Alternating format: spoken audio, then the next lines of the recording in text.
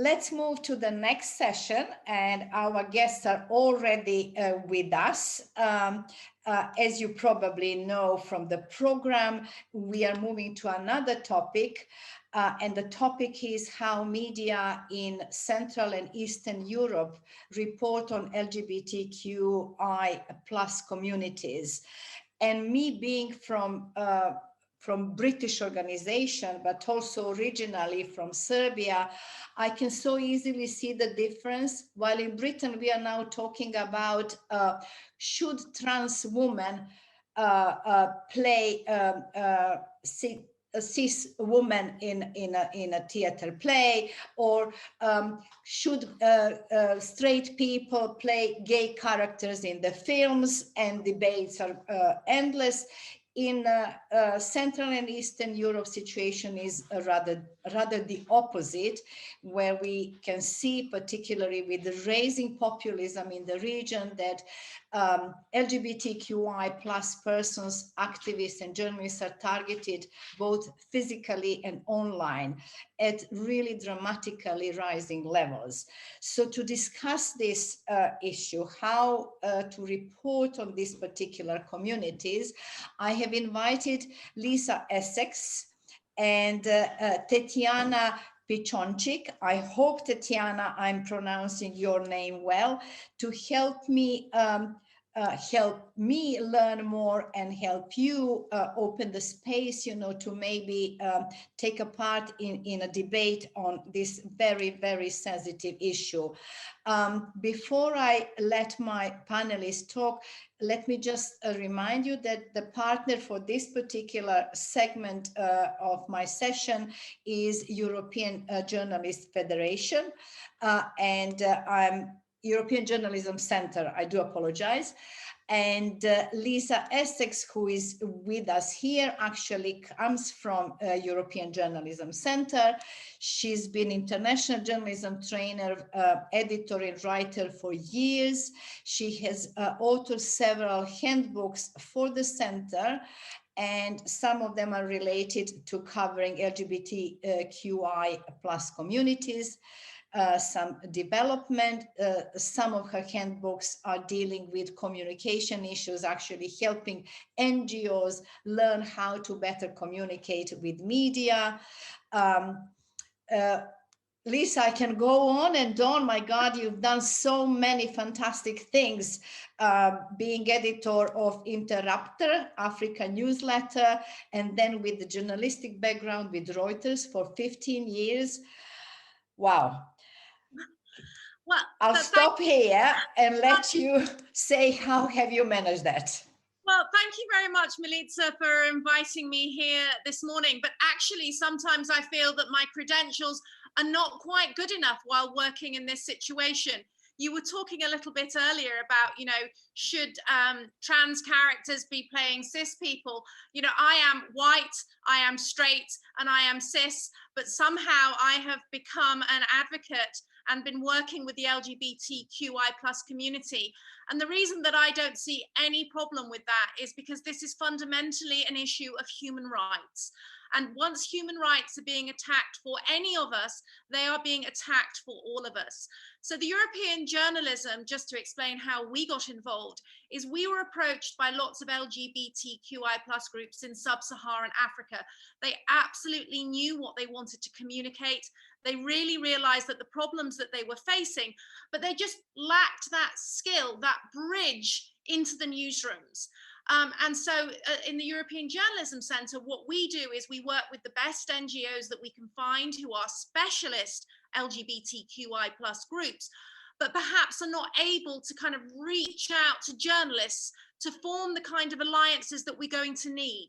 Because unless we can get the journalists on side, unless we can get this communicated as a matter of normal human rights, not special rights, not gay rights, unless we can get across the idea that any journalist who pretends that they espouse the views of supporting democracy, of supporting human rights, of supporting reaching out to marginalized people, you can't call yourself a journalist unless you say, I will work, I will personally reach out to groups who are on the edges and in the darkness and in the shadows. Unless you do that, you are not doing your job.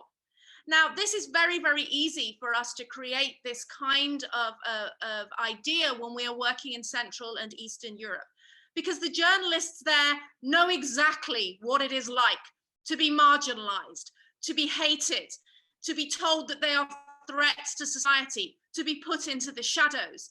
So in fact, we think that this is a wonderful opportunity to form these alliances between the LGBTQI plus communities and the journalists who themselves are under attack. Now, obviously, we know that there are some fairly dark times going on in the region that we're talking about, but there are also some flashes of light. And we're seeing the way that social media is being used so that you see, for example, if you are now a rural lesbian in a small town, you now have a voice. You can go on TikTok. You can be on Facebook. You are not going to be erased. You are going to exist.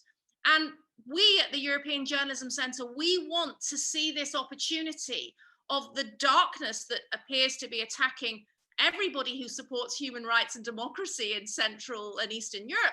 This is a chance for us to work together. And that's why I've been extremely proud, despite being white and cis and straight and all of those things, to say, you know what, none of those things matter, because we are all in this together. And I would not, as a journalist, feel that I were doing my job if I didn't hold out my hand to the LGBT community and say, we're here, we will fight for you. We are fighting ourselves as journalists because we're under attack, and we're all in this together. And that's why I'm so excited to be here at this conference and to be working with people who are really on the front line. I'm very occasionally on the front line. You know, when you're in sub-Saharan Africa, sometimes it can be quite interesting when you're doing LGBT work and you're being tailed by the police, or, you know, waiting for the police raid. But I'm not facing that on a daily basis. So what I wanted to do was to use the work that we have done at the European Journalism Centre to create a resource. From what we can see, there is a lot of misinformation and a lot of lack of understanding about the communities. And unfortunately, sometimes the NGOs, they speak a very, very specialized language, which if you're an ordinary journalist, you know, in the morning you're covering politics and in the afternoon you're covering a dog show. So we wanted to create a resource so that any journalist could kind of leaf through our book, find out what are the key communities problems. You know, is it being able to adopt a child? Is it being able to change your name if you have transitional surgery?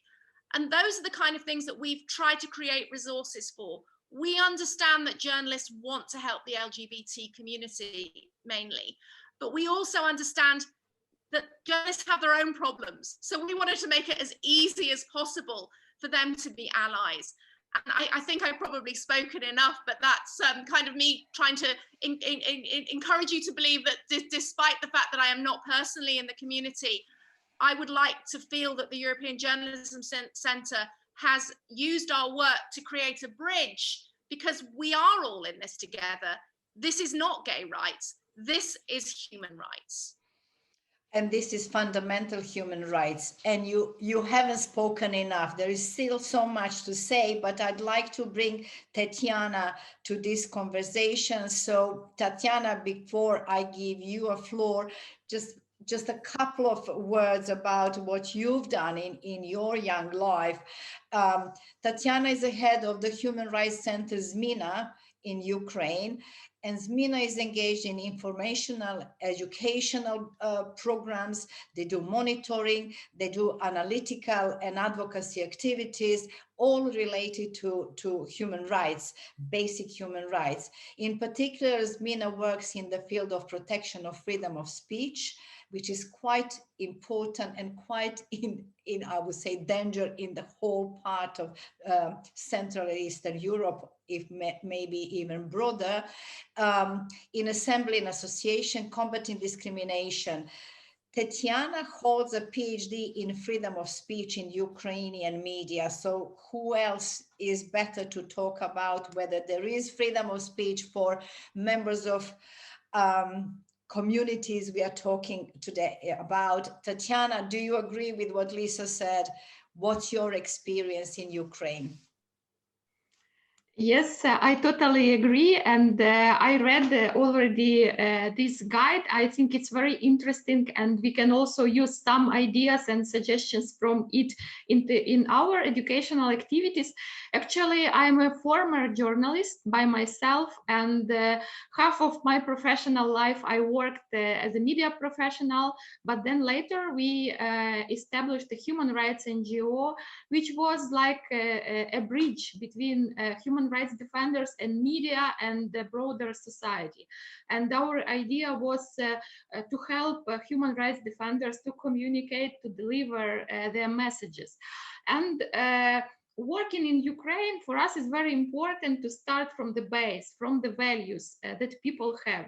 And our national-wide human rights baseline studies, it was a big opinion poll. It showed that for Ukrainians, top 3 values are freedom, justice, and security, but tolerance is on the last place. Actually, we suggested to people to choose between 13 different values, and for them, tolerance is the least important issue.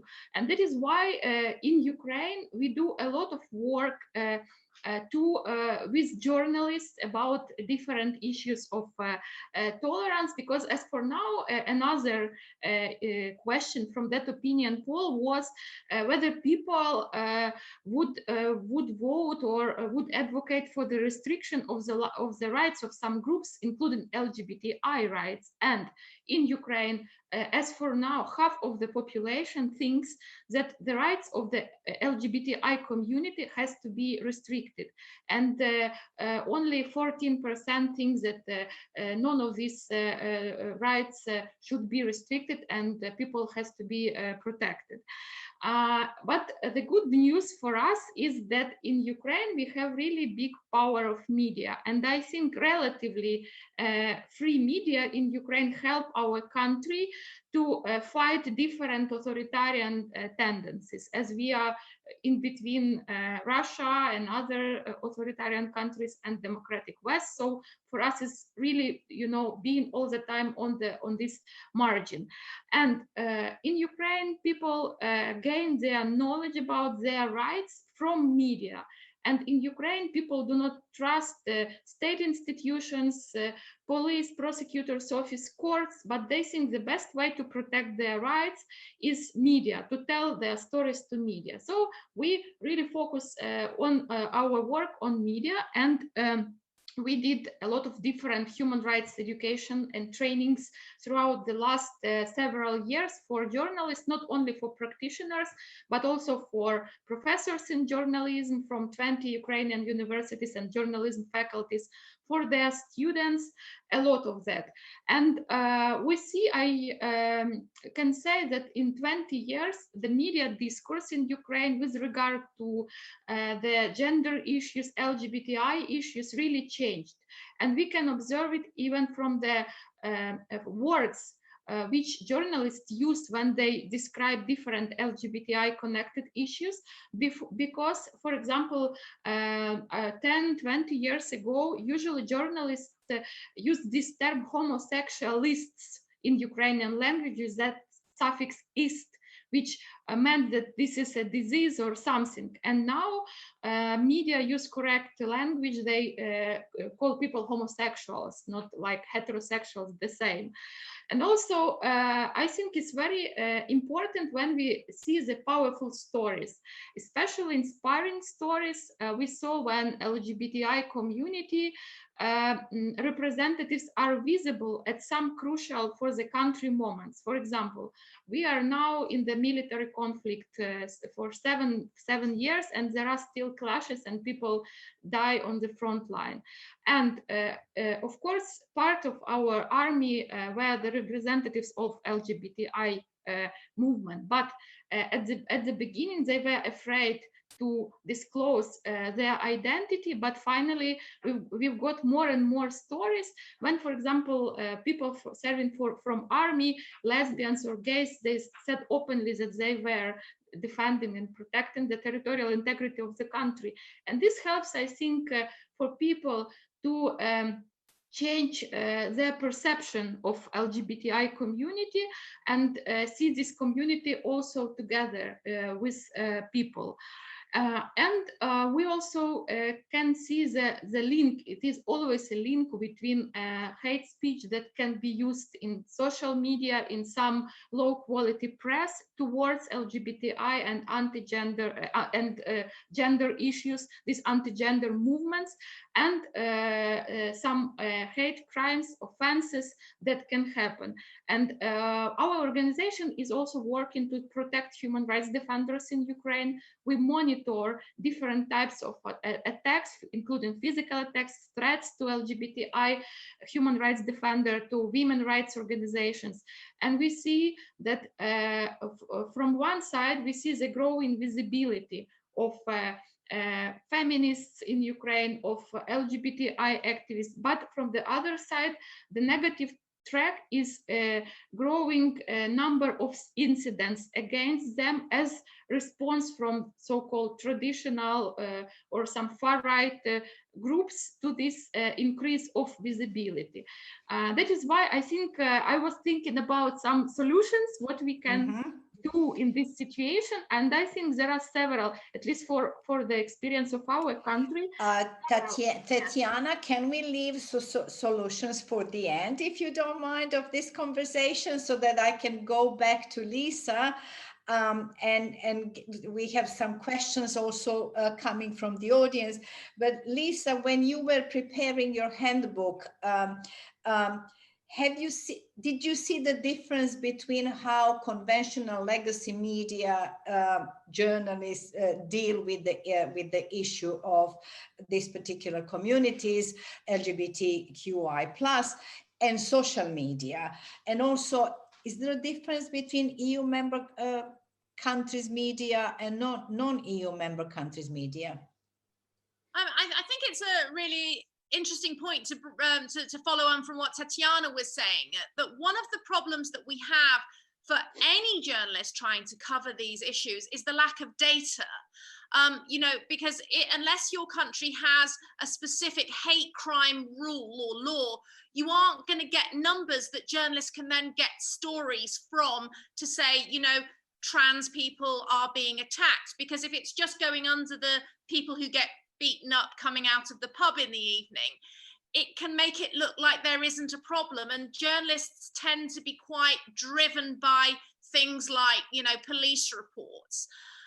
So I think that's why social media, and again, to bring back what Tetiana was saying, this storytelling element, social media lends itself very well to individual stories, and that once those stories are being told, that then encourages journalists to look for the kind of societal trends that they can reach out to NGOs and LGBT groups to say, well, hang on, is this something that's rising? Is this just a one-off? And so in terms of what the media are doing, I mean, obviously we do have the problem that I speak to young journalists all the time. They absolutely want to cover these stories. They absolutely can't cover these stories because their editors won't let them.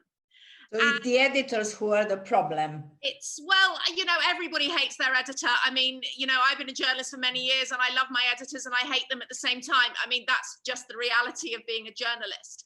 And I think that social media has provided a sort of an alternative route for a lot of mainstream journalists. Maybe they couldn't get it through on their, you know, through their quite serious Metro editor, but they are finding an outlet for their stories. So we are kind of seeing more kind of gonzo journalism, where journalists are actually using their voice, and maybe they're using it more unofficially. And that does bring me on to another point, which, you know, is that's exactly, Lisa. There is a question for both of you, yes. Related exactly to what you mentioned. It comes from Josh. And the question is, some journalists in Central and Eastern Europe covering the community also identify as activists. How should this be perceived vis-a-vis journalists' codes of ethics? So journalists versus activists. and then Tetiana, it would be great if you contribute to this particular issue, since you were a journalist and you are now an activist, or vice versa. Yes, actually, I remember very well for myself when I passed this border between journalist and activist inside myself. As a journalist, I was covering many years different human rights related stories. And I think in functioning democracy, showing light to some terrible cases of human rights violations would inspire some investigation or some steps done by the state to stop this violation. But in Ukraine, in many cases, nothing happened. We have more or less free press to tell about it, but then nothing changed. And one day I found myself staying with a big banner in front of the general prosecutor's office demanding investigation. And then I understood that probably I am not a journalist anymore. That was my personal, but actually you are right. Sometimes, especially in our modern world, we see that this border between journalists and activists is erased, and we have also ZMINA has our small media, and we also report a lot of human rights related stories. We are like a journalist, but maybe also activist is difficult to define in many cases.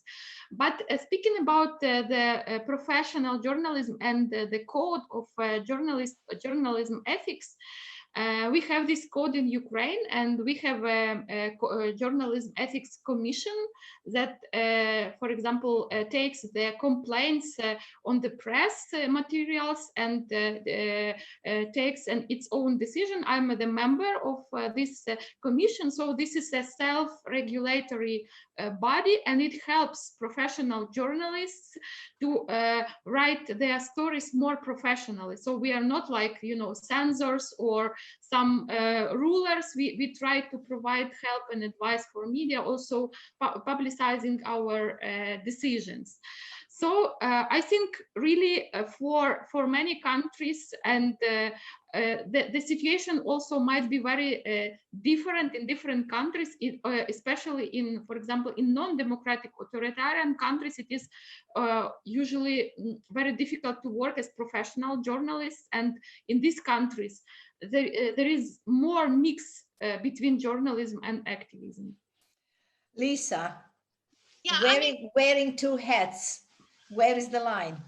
But you know what? I worked for Reuters for many years. I worked for Bloomberg before that. And, I was looking up some of these old codes of conduct. And you look at the things that we all signed up to do: speak truth to power, voice to the voiceless, being fair and unbiased.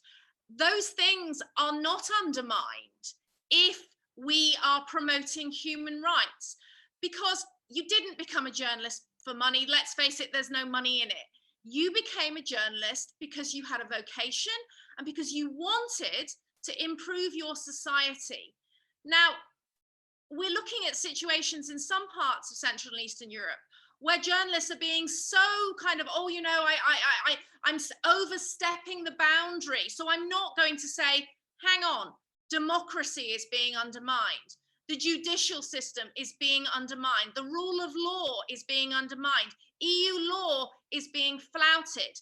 And journalists, unfortunately, sometimes in the name of being unbiased, they're not actually doing their job. Now, I know that's very easy for me to say that from here, but I think what we need is that journalists need to recommit themselves to supporting not only democracy, but the structures that support democracy. And unless we have, the judicial system functioning, unless we are exposing corruption, unless we are supporting human rights, none of the structures are going to be in place to hold democracy up. I don't think you can be a journalist at the moment without being a bit of an activist. Remember, as soon as the fake news came out as a stick to beat all of us, we didn't cause this fight as journalists, but since that fight has been brought to us, we're going to fight back. And I think when you're seeing what's going on in places like Poland, you are seeing a kind of a quasi-activism journalism thing. I mean, obviously, we don't want to be so much part of the story that we're being dragged away by the police.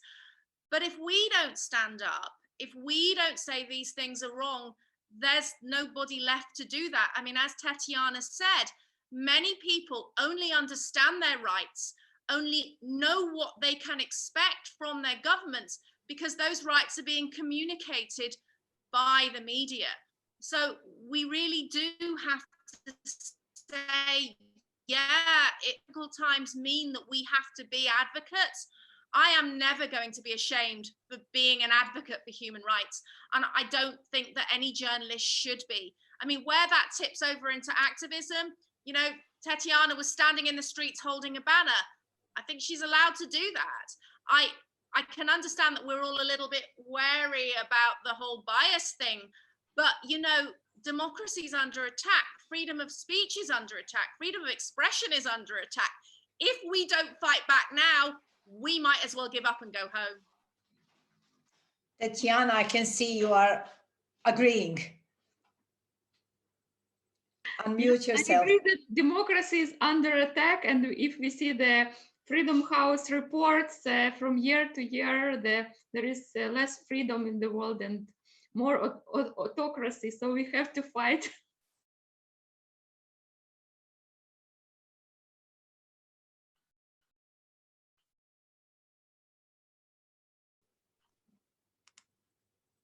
One of the questions I'm reading, it's from Matthew Schaff, and it's related to what Lisa, you already mentioned, you know, who is making decisions within the media organizations. Here is the question. In my experience, even those journalists that want to cover LGBTI Q plus issues in their work encounter homophobic and transphobic editors. What can they do about it? One of the things that we recommend is that you, well, not exactly go round your editor, but that you present, you work perhaps by reaching out to NGOs, by reaching out to communities, and you come up with stories that your editor isn't going to be able to ignore. You do the research, you show them, look, these are brilliant stories, perhaps from the margins of our society, but they do have a unique angle which we can actually use to kind of sell clicks, sell newspapers. I mean, yeah, okay, we all understand that fundamentally journalism, unless it's state journalism, we do have to be commercially viable. But I think that there are some really great stories out there. You know, when when my teenage girl comes to me and says, have you seen this TikTok girl in Siberia? And, you know, she is a trans woman who is kind of fighting for rights and putting on sort of gonzo art shows in some kind of small village. I'm like, how is the mainstream media missing this? Why don't they want to tell these stories? So I think actually journalists do have the skills and they do have the ability to reach out. They just need to make it part of their job, you know, not wait for these stories to kind of drop into their lap, but say, hang on, there are stories that aren't being told. These are great stories. My editor will not be able to turn this down. I'm going to push for it. I mean, we had the same issue if you think about it years ago. I mean, I'm old enough to remember the fight for HIV and AIDS stories. Editors were like, we're not touching that. It's nothing to do with us. It's too controversial. And journalists fought so that not only would the newspapers cover it, but that public health crises would be averted. And in the meantime, they kind of sold a lot of newspapers and there were lots of radio shows and, you know, everybody was happy. I understand that obviously sometimes there is this tension between the commercial viability of a news organization and its desire to kind of improve society. But I don't see those things as having a particular problem. The biggest stories in the world ever, the biggest clicks are things like health stories. And when we're looking at what's happening in Central and Eastern Europe, the way that the conservative and populist power bases are preventing HIV testing, preventing help for people with drug addiction, preventing access to the kind of sexual and reproductive health rights for LGBT people. That kind of law is detrimental to health, it's detrimental to society, and we are all going to suffer. So seeing this as part of your normal job, it is your normal job as a journalist, not a special interest. It's not these special people over here. It's they're part of our society. We have this problem in society. We are going to fix it together. And I think you can usually persuade the average editor when you show them how exciting these stories are. Tetiana, is that the case with in Ukraine? How tolerant editors in Ukrainian media are, and how interested in this topic? Yes, it's really tough question. I think there are three ways how to behave if this situation happens. First is soft way, is try to convince your editor that this story is worth publishing, because usually we see it also from our websites, the stories about LGBTI issues, gender issues, they have bigger audience than other stories. So it's commercially, it's important for media. The second way is a confrontation and maybe speaking out, publishing about it to Facebook that yes, I have this problem in my, or speaking with the broader media community about it. And the third way is just to go and sell this story to other media. I think these three options, they are possible. And before Tetiana comes with some other solutions, maybe one more question, and Lisa, for you too. How often journalists come to organizations such as your organization, Tetiana, for story ideas, for contacts, you know, for protagonists of their stories? And when they come, if they come, how quickly you react to help them? And Lisa, if you can share your experience with us too, please. This is where I become incredibly unpopular, unfortunately, because I know that there are going to be a lot of NGO people. Journalists tell me that when they have tried to reach out, sometimes they're given documentation that they can't really understand. It's got a lot of really specialist terms in it. It might be a 300-page document on an analysis, and the journalists don't really have time and they don't have the vocabulary.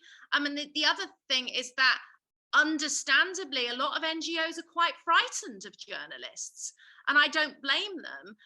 It's about building up those relationships and building up those alliances. I mean, it depends what country you're in, but you know, if you are in a country where it's still kind of quasi-legal or illegal to be gay, and then a journalist phones you up, of course you don't want to speak to them.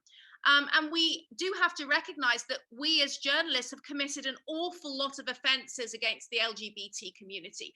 We do these stories about, you know, gay weddings and gay cakes and, you know, all of this kind of story as though these people are other and different and separate.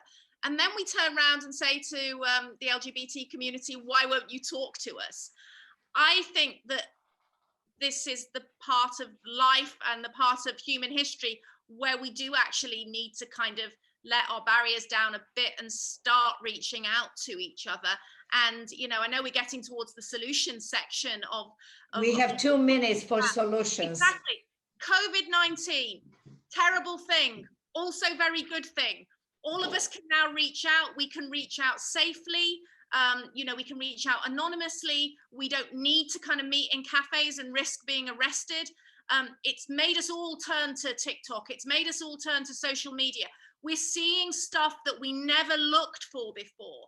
And I hope that is what we take away from this very awful year where many of us have lost loved ones. I hope we take away the fact that there is more that connects us than divides us. So that's my final point. And I'm hoping I'm not taking Tetiana's time. Tetiana, 1 minute for you. Solutions, what can work? Yes, 5 solutions in 1 minute. First is the important visibility trend of LGBTI community. Then second, awareness raising campaigns done by human rights and LGBTI organization. Third is important education for journalists, for student journalists, and for children at schools, at kindergarten, some basic about sexual orientation and gender identity. Advocacy to change our legislation, to criminalize the crimes, the hate crimes against LGBTI community. And fifth is solidarity with other countries. For example, we recently had the demonstration in solidarity with women from Poland that protested against the ban of abortion. International solidarity is very important. Good luck, Tetiana, with your solutions. Thanks, Lisa, for coming with the handbook. Thank you both, Tetiana and Lisa, for really encouraging conversation. You can continue this conversation through WhatsApp debate. I have to move now to another two ladies, another two great ladies. Thanks, Tetiana and Lisa. You can stay with us